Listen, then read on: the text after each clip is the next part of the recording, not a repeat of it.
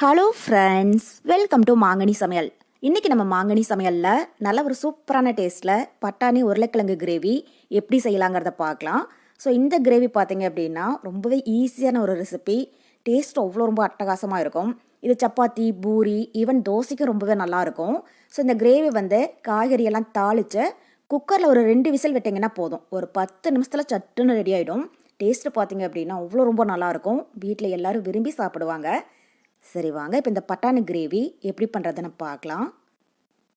First இந்த gravy பண்ணுறதுக்கு ஒரு குக்கரில் 3 டேபிள் ஸ்பூன் அளவுக்கு எண்ணெய் விட்டு சூடுபடுத்திக்கோங்க. இப்போ எண்ணெய் நல்லா சூடானதும் இதில் 1/2 இன்ச் அளவுக்கு பட்டை, 2 லவங்கம், சின்னதாக ஒரு ஏலக்காய், அப்புறம் 1/2 டீஸ்பூன் சீரகம் சேர்த்துடலாம். இப்போ இது மீடியம் ஹீட்டில் லைட்டாக கார் மாறினதும் இதில் பெரிய சைஸில் ஒரு பெரிய வெங்காயத்தை இந்த மாதிரி நல்லா பொடியாக கட் பண்ணி சேர்த்துக்கோங்க. சேர்த்துட்டு இப்போ வெங்காயம் லைட்டாக பொன்னிறமாற வரைக்கும் வதக்கிடலாம். ஸோ நான் பெரிய சைஸில் ஒரு பெரிய வெங்காயம் சேர்த்துருக்கேன். இதுவே சின்னதாக இருந்துச்சு அப்படின்னா நீங்கள் 2 அளவுக்கு சேர்த்துக்கோங்க. இப்போ பாருங்கள், வெங்காயம் லைட்டாக பொன்னிறமாக வதங்கிடுச்சு. இப்போ இந்த மாதிரி நல்லா வதங்கி வந்ததுக்கப்புறமா இதில் 1 டீஸ்பூன் இஞ்சி பூண்டு விழுது சேர்த்துட்டு அதனுடைய பச்சை வாசனை போகிற வரைக்கும் இதை நல்லா வதக்கிடலாம். இப்போ இஞ்சி பூண்டுடைய பச்சை வாசனை போக நல்லா வதங்கிடுச்சு. இப்போ இதில் நம்ம தேவையான மசாலா பொருட்கள் சேர்த்துடலாம். இப்போ இதில் ஒரு 1/4 டீஸ்பூன் மஞ்சள் தூள் சேர்த்துக்கோங்க. கூடவே காரத்துக்கு 1/2 டீஸ்பூன் தனி மிளகாய்த்தூள், அப்புறம் 1 டீஸ்பூன் மல்லித்தூள், கூடவே 1 டீஸ்பூன் கரம் மசாலாவும் சேர்த்துடலாம்.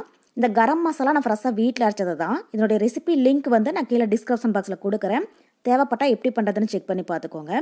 அப்புறம் கொஞ்சமாக கருவேப்பிலை, கூடவே 2 பச்சை மிளகாய் கீறி வச்சுருக்கேன், அதையும் உள்ளே சேர்த்துட்டு இப்போ இந்த மசாலாவுடைய பச்சை வாசனை போகிற வரைக்கும் இதை நல்லா வதக்கிடலாம். ஸ்டவ் மீடியம் ஹீட்லேயே வச்சு வதக்குங்க, அப்போ தான் கரிஞ்சிடாமல் நல்லா வறுப்படும். இப்போ மசாலாவுடைய பச்சை வாசனை போக நல்லா வதங்கிடுச்சு. இந்த மாதிரி நல்லா வதங்கி எண்ணெய் பிரிஞ்சு வந்ததுக்கப்புறமா இதில் மீடியம் சைஸில் பழமாக 2 தக்காளியை மிக்சியில் போட்டு நல்லா அரைச்சி எடுத்து வச்சுருக்கேன், அதை உள்ள சேர்த்துடலாம். ஸோ தக்காளியை நம்ம அப்படியே கட் பண்ணி சேர்க்குறத விட இது மாதிரி மிக்சியில் போட்டு அரைச்சி சேர்க்குற போது கிரேவியும் நல்லா டேஸ்ட்டாக இருக்கும். அதே மாதிரி நமக்கு குவான்டிட்டியும் அதிகமாக கிடைக்கும். இப்போ தக்காளி விழுது உள்ளே சேர்த்துட்டு இதை ஒரு 2லேருந்து 3 நிமிஷத்துக்கு நல்லா வதக்கிக்கோங்க. அந்த தக்காளியுடைய பச்சை வாசனை போய் எண்ணெய் நல்லா பிரிஞ்சு வரும், அது வரைக்கும் வதக்கிடுங்க. அப்போ தான் கிரேவி நல்லா டேஸ்ட்டாக இருக்கும். இப்போ இதில் காரத்துக்கு பார்த்தீங்கன்னா நான் 1/2 டீஸ்பூன் மிளகாய்த்தூளும் கூடவே 2 பச்சை மிளகாவும் சேர்த்துருக்கேன்.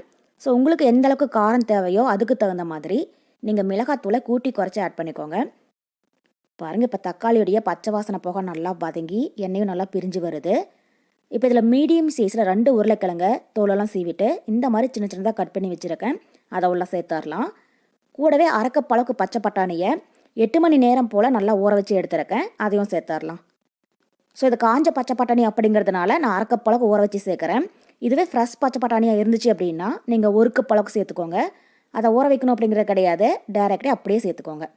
இப்போ இதில் கிரேவிக்கு தேவையான அளவு உப்பும் சேர்த்துட்டு இப்போ இதை மசாலாவோட நல்லா வதக்கிடலாம். அதே மாதிரி உருளைக்கிழங்க ரொம்பவே பொடியாக கட் பண்ணி சேர்த்துடாதீங்க. அதை நம்ம குக்கரில் 2-3 விசில் வேக வைக்கிற போது குழஞ்சி போயிடும். இந்த மாதிரி கொஞ்சம் பெருசாக கட் பண்ணி சேர்த்துக்கோங்க. இப்போ பாருங்கள், உருளைக்கிழங்கும் பட்டாணியும் மசாலாவோட சேர்ந்து நல்லா வதங்கிடுச்சு.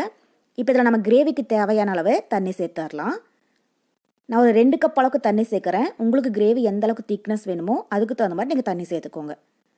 சேர்த்துட்டு இப்போ இந்த டைம் நல்லா கலந்து விட்டுட்டு கொஞ்சமாக கிரேவியை டேஸ்ட் பண்ணி பாருங்கள். உங்களுக்கு ஒருவேளை உப்பு காரம் குறைவாக இருந்தாலும் நீங்கள் தேவையான அளவு சேர்த்துக்கோங்க. இப்போ நான் கொஞ்சமாக உப்பு சேர்க்குறேன். சேர்த்துட்டு இப்போ இதை நல்லா கலந்து விட்டுட்டு குக்கருடைய மூடி போட்டு மூடி இதை மீடியம் ஹீட்டில் 2லேருந்து 3 விசில் வேக விட்டுருங்க. 3 விசில் ப்ரெஷர் ஃபுல்லாக ரிலீஸ் ஆனதுக்கப்புறமா எப்படி இருக்குன்னு பார்க்கலாம். ஸ்டவ் மீடியம் ஹீட்லேயே இருக்கட்டும். இப்போ குக்கர் 3 விசில் ப்ரெஷர் ஃபுல்லாக ரிலீஸ் ஆகிடுச்சு. மூடி ஓப்பன் பண்ணி பார்க்கலாம். பாருங்கள், இப்போ கிரேவி நல்லா திக்காகி எண்ணெயும் நல்லா பிரிஞ்சு வர ஆரம்பிச்சிடுச்சு. அதே மாதிரி உருளைக்கிழங்கு பட்டாணியும் நல்லா சாஃப்டாக வெந்திருக்கு. இப்போ இது வெந்துடுச்சான பார்க்குறதுக்கு ஒன்று எடுத்து கையில் நசுக்கி பார்த்தீங்க அப்படின்னாலே தெரியும். பாருங்கள், உருளைக்கிழங்கு எவ்வளோ நல்லா சாஃப்டாக இருக்குது. அதே மாதிரி பட்டாணியும் நல்லா வெந்துடுச்சு. இப்போ இந்த மாதிரி நல்லா வெந்திருக்கணும், அப்போ தான் கிரேவி நல்லா டேஸ்ட்டாக இருக்கும். இப்போ இதில் கடைசியாக வாசனைக்காக பொடி பொடியாக கட் பண்ணினேன் கொஞ்சம் மல்லியலை தூவி விட்டுட்டு இப்போ இந்த டைம் லைட்டாக கலந்து விட்டுறலாம். ஸோ இந்த கிரேவியுடைய கன்சிஸ்டன்சி பார்த்தீங்க அப்படின்னா ரொம்பவே திக்காக இருக்கக்கூடாது. அதே மாதிரி ரொம்பவே தண்ணியாகவும் இல்லாமல் இந்த அளவுக்கு வச்சுக்கோங்க. அப்போ தான் சப்பாத்தி, பூரி கொடியெல்லாம் வச்சு சாப்பிட்றதுக்கு கரெக்டாக இருக்கும். ஒருவேளை ரொம்பவே தண்ணியாக இருந்துச்சு அப்படின்னா திரும்பவும் ஸ்டவ் ஆன் பண்ணி ஒரு 5 நிமிஷம் நல்லா கொதிக்க விடுங்க, திக்காக ஆரம்பிச்சிடும். அவ்வளோதான். இப்போ நம்ம பட்டாணி கிரேவி ரொம்பவே சூப்பராக தயாராகிடுச்சு. இதனுடைய டேஸ்ட் அவ்வளோ ரொம்ப அட்டகாசமாக இருக்கும். கண்டிப்பாக நீங்கள் இதே மெத்தடில் வீட்டில் செஞ்சு பாருங்கள். செஞ்சு பார்த்துட்டு டேஸ்ட் எப்படி இருந்துச்சுன்னு மறக்காமல் கமெண்ட் பாக்ஸில் சொல்லுங்கள்.